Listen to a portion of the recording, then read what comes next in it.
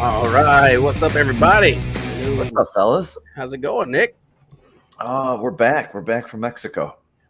You're looking a little more tan. I've got a little Appreciate it. more Yeah, tan it's tough to myself. Mike Karlen on the set today. He is in town for an IGL training event, marine training that we're having here in shop. Mike, you want to go ahead and introduce yourself for maybe the ones that don't know you? Yeah. The couple out there that maybe don't know you. one or two. I'm Mike with IGL Coatings, sales rep and trainer for IGL Coatings. So, like Dustin said, we're in town. If you're in the Alabama area, Florida, whatever, we're going to be hosting the marine training tomorrow. So Yeah. At Dustin shop. So get a hold of us if you want to come on over and learn a little bit of new tricks. Yeah, it's going to be a good one. We're going to take the experience and the tips and tricks that we've learned over the last 10 years in marine training. In marine detailing, and show that in a training. And we've done trainings before. I've done them. I've never done. Let's see. No, I've never done a specific marine training myself here. We've done them other places. I did one in Orlando for the IDA. And also it's going to be a good one. It's going to be a good one because a couple of my team members are going to be here and helping the guys. And I think that's going to be a really cool, kind of twist to it. So it ought to be a good one. Yeah, Mike, when's the next training up north here? It's like everything's so far away. You guys got to bring something up here. We have Kentucky. Yeah. How far are you from Kentucky? I don't even know. That's at least 5-6 hour drive. Yeah. Oh, I won't go into a lot, but there are some things being worked on so that we can get some trainings. Oh, yeah. To everybody. Why we can't tease it like that. Give them a little more than that. We'll just say we're working on it. Okay. We'll come on live when we're ready, and we'll get something near you. I hope Brian Mildred is listening to that, and we say we're working on it because that's one of his favorite things that we've said anytime he asks. I don't think he's watching. He just sent me a message that he's at the casino. So that's sorry, dog. Unbelievable. Well, look, we talked a little bit. I was actually jumped on last week and talked about the conversation that we were going to have this week about pricing. And that is the real reason we wanted to bring Mike Karlen on today. He has a very unique pricing approach, and his is flat rate. Everything's the same. How much is everything at your shop? It's $1,500 for anything and everything at his shop. So that's what we wanted to bring his wealth of knowledge into the set today. You charge them at the door, right? Before they even start. It's prepaid. In the door. And if you need to, you just charge the next $1,500. So then 3,000. 3,000. Yeah. So no, it's we joke about that all the time because Mike gets a lot more calls than I do. He deals directly with a lot of detailers, and a very common question is, how much should I charge for this? And so me and Mike kind of, we've had a few jokes back and forth because you answer that question so many times. It's like, I think we're just going to tell everybody $1,500. And so anyways, we would never do that. When we love for you guys to reach out, we don't want to make it sound like it hinders us, but it's just funny, and it's obviously an issue in our industry. People are struggling. Our guys are struggling with pricing and understanding how to price. So I felt like if we use this show to discuss each one of our pricing modules, like how we think about it, how we came up with it, and maybe that will help them understand maybe how to look at their pricing. And then at the end of it, we kind of break it down and how you should be able to calculate your pricing to know if you're making money. Because at the end of the day, that's what matters, right? Do we want to start with the question to Mike? Be like, let's see that answer. What is that? What does he usually give people when he gets that question there? What's the, other than the 1,500? Yeah. So somebody calls you up and says, hey man, how much do you charge for this black 2,500 ceramic coating? Where do you go for that? What book do you open? And is it page 38? That's the GMC 1500. And so, the way I figure that out is, one thing, I look at my cost of my material. Yeah. And I times it by 3. Okay. Gotcha. If I know I'm going to have a certain ceramic that's going to cost $200 for that material, that's my $600. And what that really does is it covers my material and it covers my ceramic side of things. Okay. And then I have to start looking at my paint correction and all the other stuff that's going to happen. That's my hourly rate. What I always tell my installers is it's okay to have 2 different shop rates because you have a specialty thing that you're working on versus just maybe detailing. Absolutely. And it's it's a whole different skill set. We need to get paid for our skill set plus the materials that go into that skill set. So if I'm cleaning a car, And I'm not taking anything away from it, but I can train somebody to clean a car pretty easily. Well, And that's a beginner level I'll have some detailer chemicals into it, and the labor rate is a lot lower. So maybe my hourly rate at that point, the shop rate is maybe $65-$70 an hour, whatever Correct. it is. And everybody's just going to be, you need to know you got to know how to calculate shop rate. And I think that's a great show for later, how to calculate shop rate. But then when I'm doing math show. Yeah, I love that. When I'm doing like paint correction, now I have a whole different type of shop rate.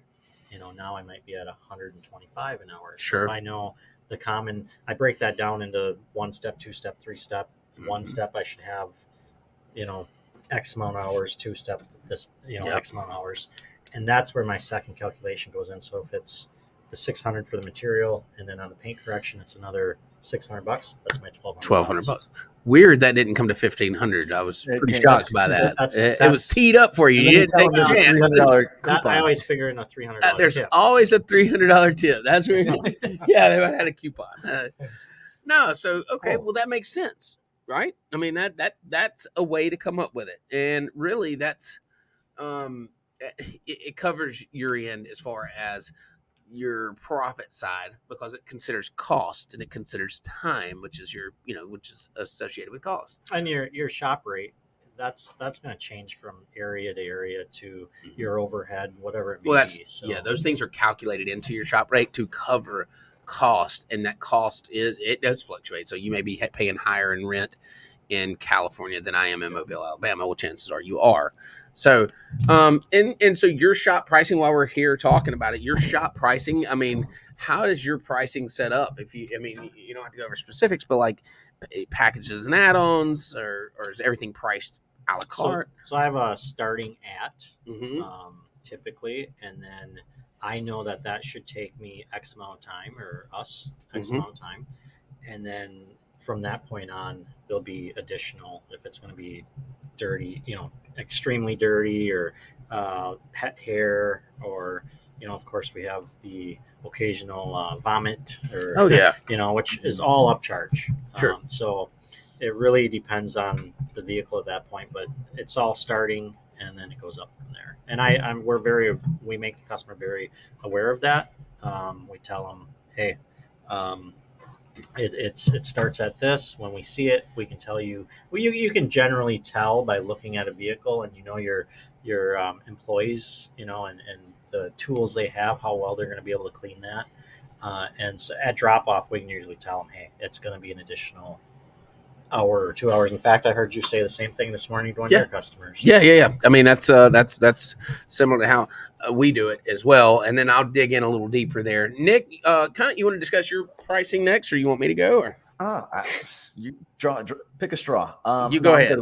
Yeah, go ahead, because it's different, and I think mine and Mike's are a little more alike. So let's hear another different one, and then I'll kind of sum up it. So for us, the overall goal is to have 100% transparent pricing and make it as easy for the customer to know exactly what they're going to pay, book online by themselves, and remove the sales team as much as possible. So when you have that starting off price, again, nothing wrong with it, but for us, it's just, then the customer says, wait a second, I booked online. You know what I mean? It said $100, but you're going to charge me $200 because it was extra dirty. And you see what I'm saying? So our goal is doing a good, better, best model of 3 different packages for interior, 3 different packages for exterior. You pick exactly what you need for your vehicle there, and sort of let that customer know exactly what they're jumping into, without there's no surprises at that point. Without the surprises. Yeah. And let's be real, dirtiness is subjective.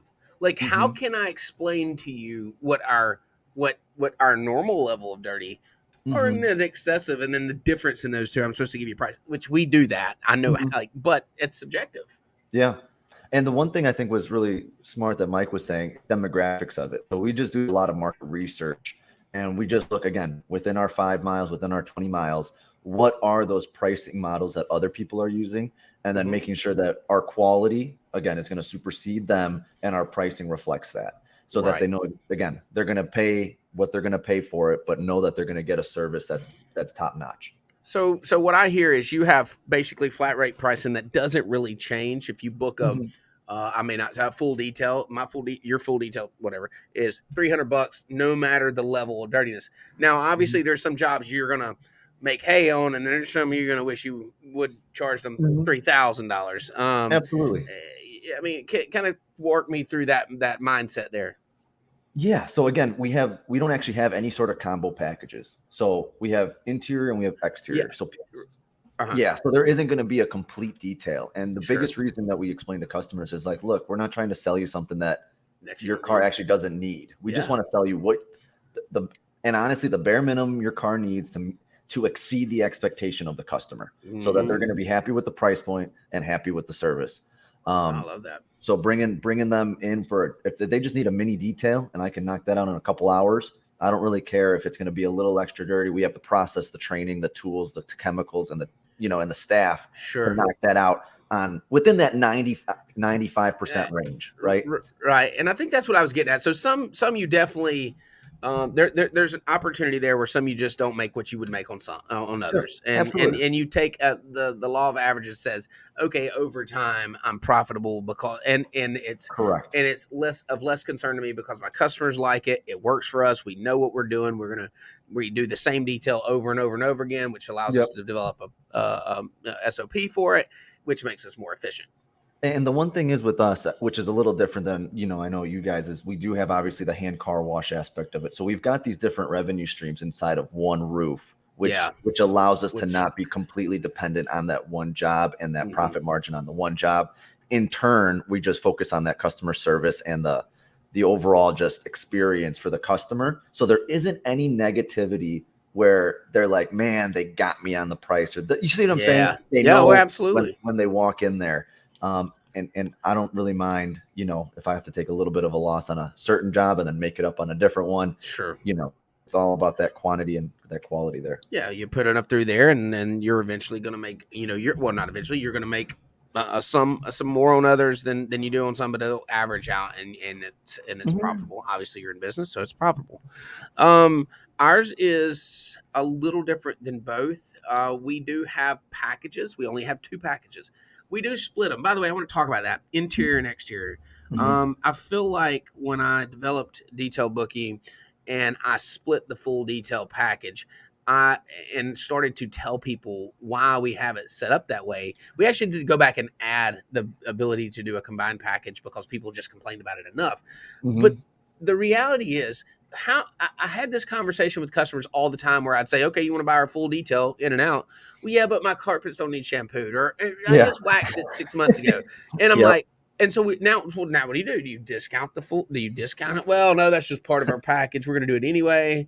Yeah. No. So why not split that out? Why do those have to be linked? They don't get dirty at the same level every single time. Matter of fact, it rarely happens that they're. And if I could jump in, and I think just from the customer perspective, there is when they see a complete detail and they see a price next to it, they're prepared to pay $300, whatever it may be, right?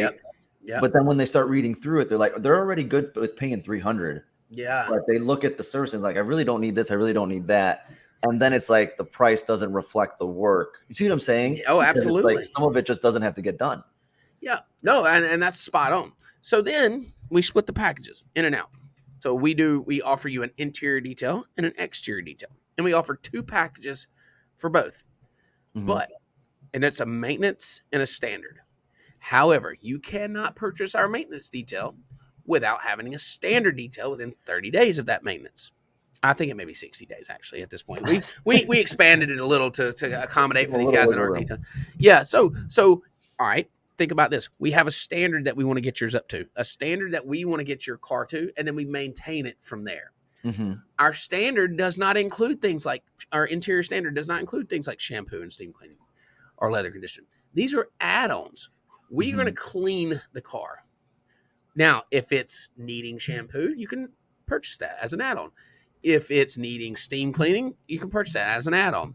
If you want leather conditioning, you can purchase that as an add-on. So our standard is only to get it clean to a certain to the standard. Then we want to protect everything as an add-on. So we're letting our customer purchase things as they need them instead of lumping it up into a package where it's negotiable. Yeah. Right. And then if it's extra dirty, which again is super subjective. One of the only things that I don't like about it, all right, is that how can you tell me my car's extra dirty? You're going to detail it like of course it's going to be dirty, right? I wouldn't be here if it wasn't dirty. It's not that dirty, right? It's not too bad. Well, who's determining the dirtiness level? Like how is the person going to charge me to determine the level?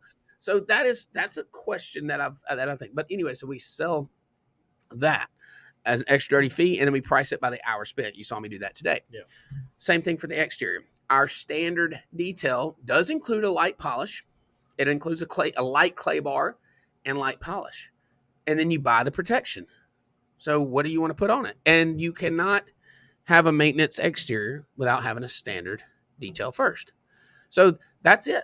Like, we don't have options. We're not going to, like, my thought of offering an express detail for something that needs a full is, or something that needs a much more thorough detail is, how can I tell you how many French fries I'm going to leave under the seat to save time? Because now I got to save time because I'm only charging you $100 versus the $300 that I needed to charge you. So I've got to leave something behind. Yeah. And so that's how our packaging concept was come up with. And I wish I could take all the credit for that, but I have to give credit where it's due. A couple years ago, Prentice St. Clair came in here and did an evaluation on our company. We worked together. He spent a few days. He's actually done it 2 years.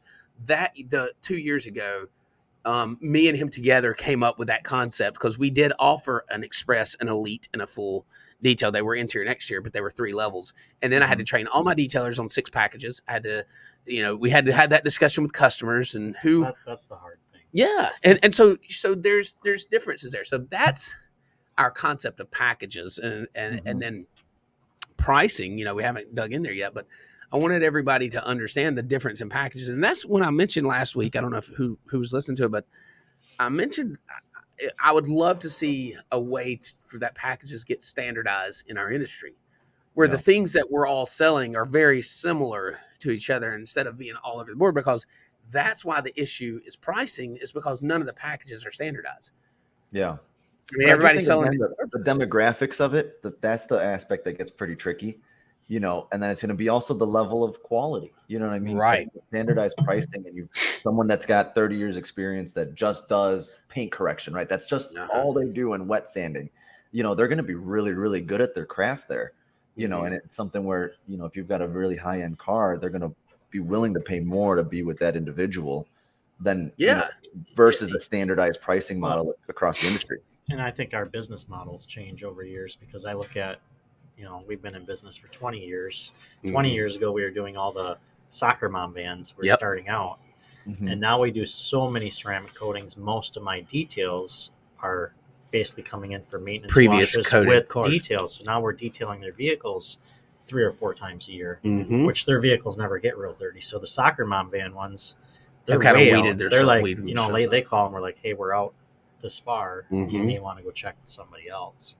And we don't. It's just it's not intentional. It's I think that pricing and quality has determined your customer, and your customer didn't determine your pricing and your quality.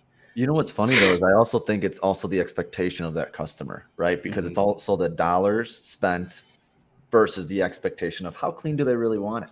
You know what I mean? Yeah. I've got a lot of soccer mom, or minivans and SUVs and 3-row, vehicles that come in and they're really happy with just doing a monthly car wash. Yep. And you know what? We're not going to scrub every little nook and cranny in there. Right.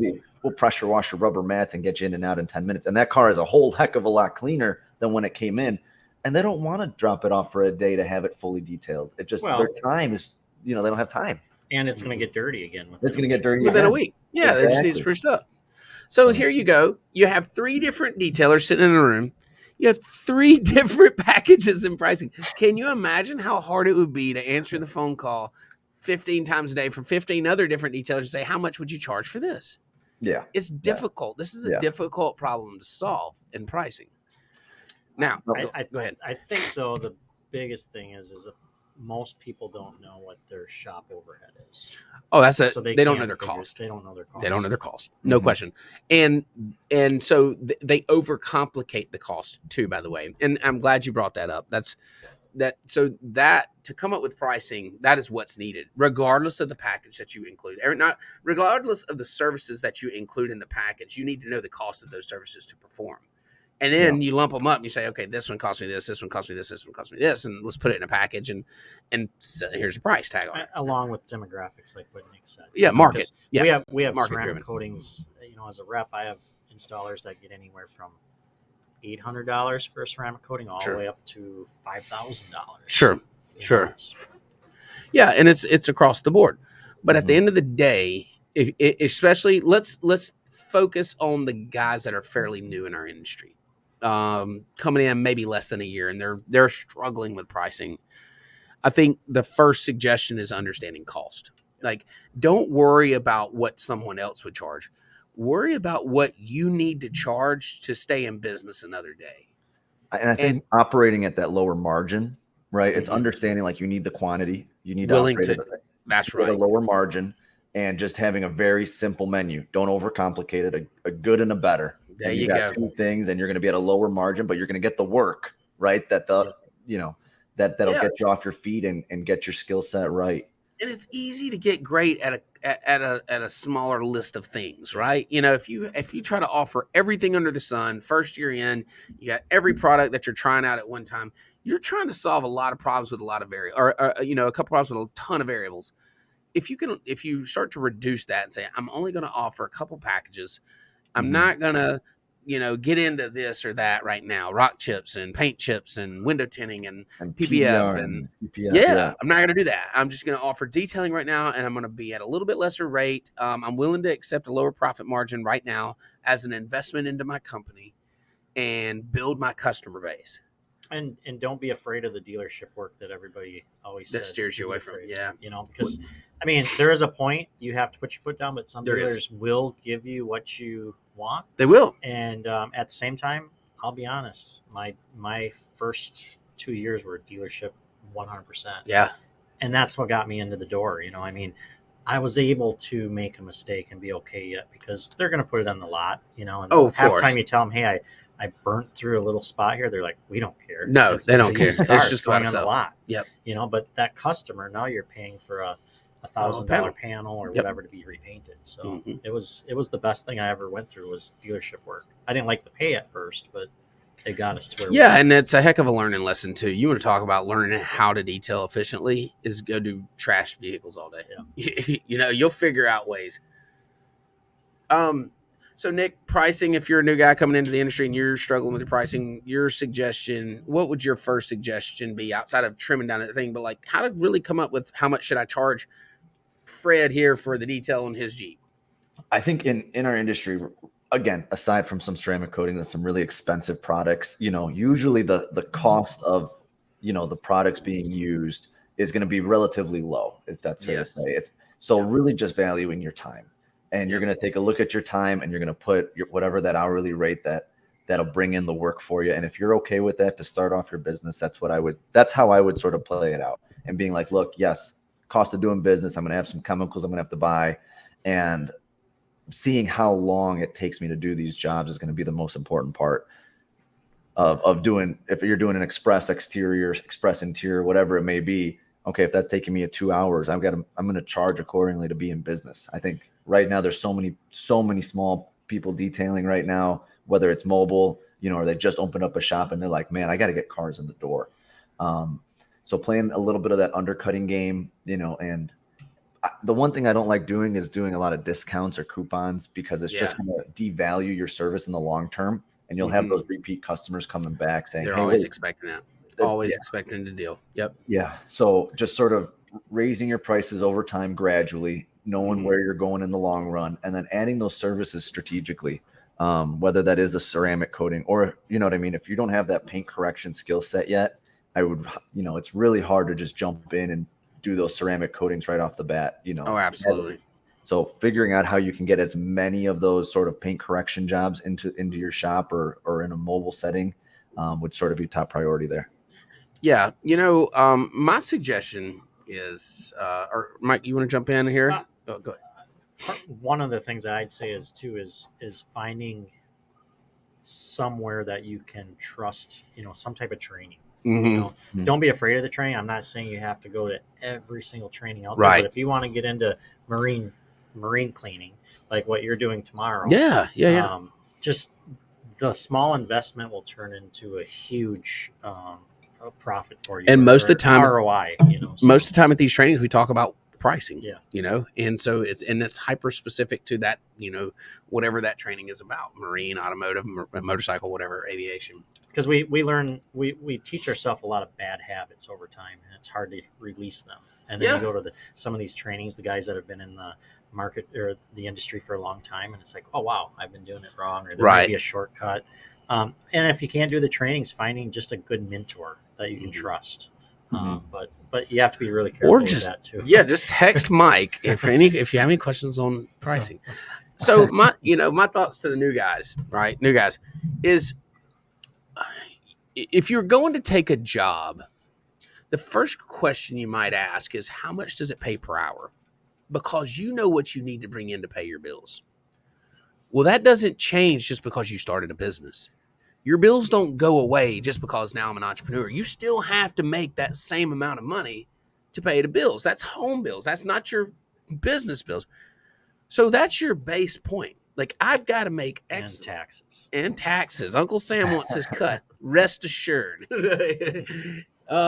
So think about, that's your starting point, is I got to bring home X amount of dollars an hour, a week, a month, however you want to calculate this thing, right? Ideally, you say at the month level, then you break it down by the hours you're going to work. Now, that's just your at-home bills. You do the same thing for your company. Maybe you don't have rent yet. You should have insurance. You should have a business license. That's an annual thing. And there's some other things that you can take and divide out. All right. That's your next number. And then you got your consumable products. That's your degreasers, your acids, your towels, things like that. And you can have a rough idea of the things you may need there. And if you don't, that cost is minimal compared to the other things. So you could just cushion that a little bit. If you're new into business, you say, I don't have any idea. Well, you take those numbers and add up. And that, once you get down to that hourly rate, that's going to give you an idea of what you need to make an hour. So when you price a job, you kind of got an idea of what you need to make an hour. Now, are you new starting business going to work 8 hours a day, 40 hours a week, whatever, 160 hours a month, or whatever that monthly? Probably not. So don't we need to add a little bit more to that in case we have some dead time, or Lord forbid, a redo? So you can do this thing without having to understand your everything to a detail. You can literally break it down pretty simple and say, okay, this is what I have to make. And you'll understand real quick how close you are. Because if you come up with an express detail that's going to cost $1,000, because I got to make all rent today, that's not going to happen. That's not realistic. So you got to come up with the number, and that's a starting point. That is not the finite way to come up with your shop hourly rate. That is a way to say, I have no idea what I'm doing. Let me give it an attempt at it. And that will keep me a little bit more on the black or the positive side of things. Just a thought. Yeah. And again, over time, I think it's going to be each person they're going to have those different goals of what are those revenue goals you're trying to hit per month, based on their lifestyle, their family stuff. Again, it really comes down to the individual and the demographics to try and figure out, hey, look, I'm trying to be a $20,000 shop. You know what I mean? I'm trying to be a $50,000 shop. Where are you trying to go? And then it really is just reverse engineering it. You know what I mean? That's right. With our mobile van, you know what I mean? It's like, look, we want to hit certain benchmarks with our mobile, and that means we have to do X amount. You know what I mean? You just go backwards. Be like, hey, work backwards. Yep. I do think any type of, if someone's starting out, the one thing that I don't think we touched on is creating some type of recurring customer package, the maintenance side of it. Absolutely. Because then you know that you're building that clientele base, because that's really what you're doing. You're trying to get the same customers back every single month, every 3 months, every 6 months, whatever what works for your business. Mm-hmm. And you're going to have, again, you won't keep all of them, but if you have that somewhere built into your model, that's been sort of our emphasis the last, 2-3 years of trying to figure out where those maintenance washes are, where we can make sure we can track them coming back, and having that as a strong number. we have that flat rate. I mean, that guaranteed is worth something. That monthly recurring, we know that amount's coming in, everything over the top of that. Then you can really dial it in. If you know overhead is covered by recurring, and things you're doing on top is, like now we're talking, you know. And I think that it's a side of the business that's that nobody gives a whole lot of thought to, especially starting out. You're just saying, hey, I'll take anything I can get, but definitely something they should consider. I mean, you should really think about it. And especially today, the tools you have, like your CRMs and stuff, you can schedule out so far. So when the customer picks up, Bookie, right? Yes, that's the first thing we're saying is like, hey, do you want to schedule for your next one? Because it's always like the customers that, hey, I need something done now, and it's like, oh, sorry, we're a couple weeks out. Yeah. So now I can, when they pick up, I can say, hey, we can schedule you for your next 4 appointments. And it's guaranteed. And we actually do that. Yeah, we go in and we plan their. So on a ceramic coating, we don't require. We suggest a quarterly wash. We do require an annual. We go ahead and book those. Yep. All right. Here's the reality. 100% don't show up. Okay. But what if 60% shows up? That's probably 60% more than would have showed up had I not taken the time and hit the button and it created 3 jobs. Like, but it also creates that element where they're not out there searching. They're not out there looking to be somewhere else. You see what I'm saying? They're saying, oh, I'm already there with, Easy On. I'm already going to Splash. You know what I mean? Yeah. Like they already know, trust. You know what I mean? It just builds over time. It does. It does. And that's big. So, thinking about pricing, and it doesn't have to be that hard. And also, here's another reality is don't be scared to ask other people what they charge, like in your area.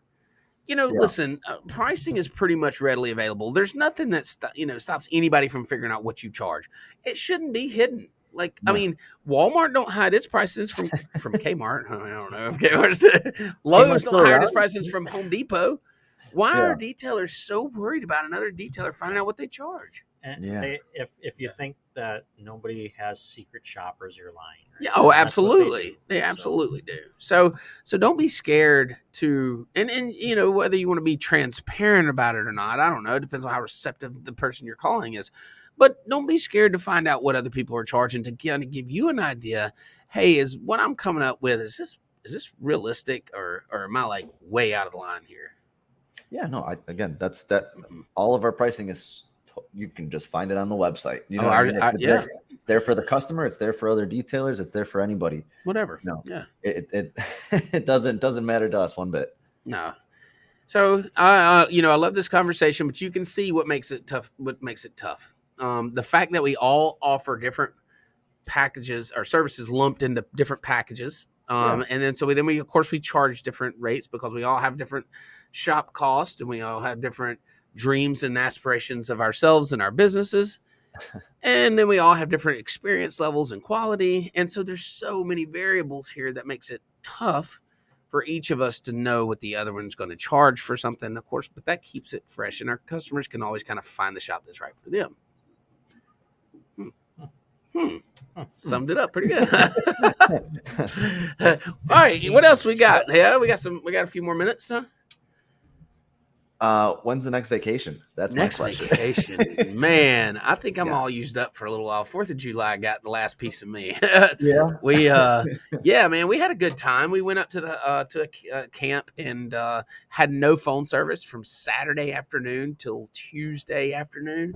And it was amazing. I had 400 missed calls from Mike Karlen. Yeah. I loved every bit of it. I was like, look at this guy. But it was really relaxing, man. We got a lot of sun. My face is peeling now. So Mike's going on vacation.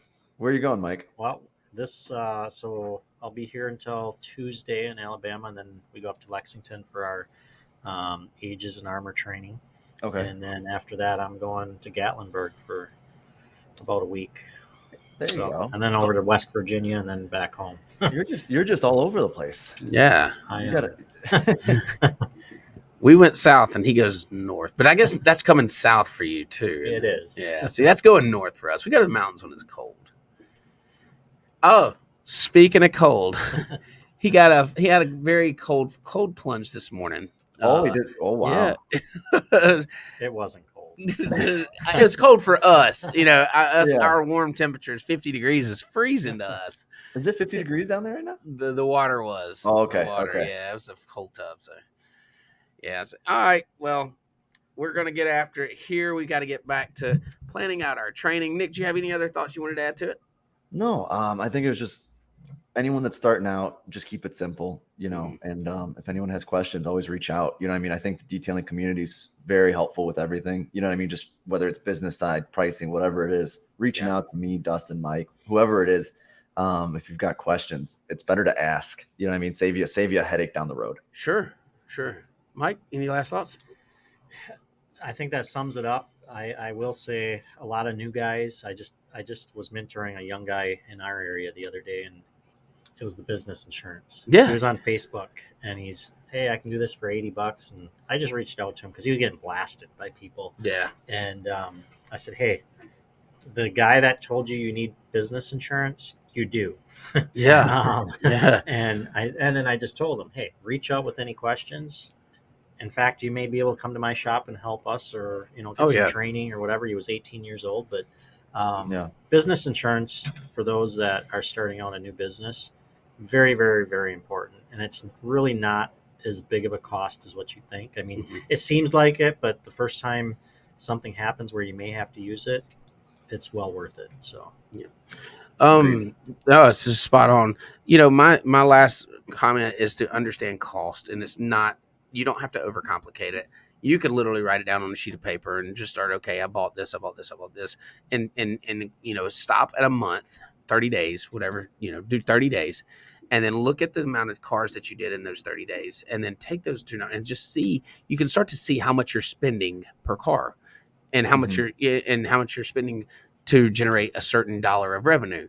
That becomes a percentage of revenue, right? That's your cost of goods. And so on a simple level, how much did it cost me to do this number of details? And once you start to understand that, then you can start putting numbers on top of it, things like rent and pay and insurance. And now you're starting to understand a true pricing module that will work for your company, because it is hyper specific to you and your expenses. So don't overcomplicate it. Don't worry about hiring a CPA. It's not that big of it's not that hard if you just track it. Just come up with what you're spending on a monthly basis. Look at the amount of cars, and that's going to fluctuate. But if you do it month after month after month, at some point it'll level out. It'll average out. Yeah. Yep, so, and it's one last thing. It's really important too, because I think a lot of new people undervalue themselves. Absolutely. And $30 an hour seems like a lot to them. Like, hey, this took me 4 hours. I got $120, but they don't think about all that stuff. Yeah. It's like, you just made $5 an hour. Yeah. And, and let's not forget, we see the rising of, I used to manage a $110 million company. And a year and a half ago, I quit after 22 years. And I was paying my guys at that time $13.50 an hour. And a year and a half later, that was starting pay. Okay. Starting pay in the same position now is $20 an hour. Wow. Okay. So that's $6.50 an hour more. Yeah. And I think that's the other reason why we have to be really careful as detailers, as a business, is there is a time for us to raise our prices, and we have to constantly evaluate, where do we need to be? Should we be raising prices subtly, just like what you were saying earlier, because everybody else is making more money. So don't be afraid to charge your value. Just don't overcharge. You have to find that where your value is. Yeah. And when we talk about hourly pay, you should never think about your hourly pay as your revenue, as what came in on a job. That is not your hourly pay. Your hourly pay is what you took home after everything was paid: rent, insurance, chemicals, pads, polishes, tools.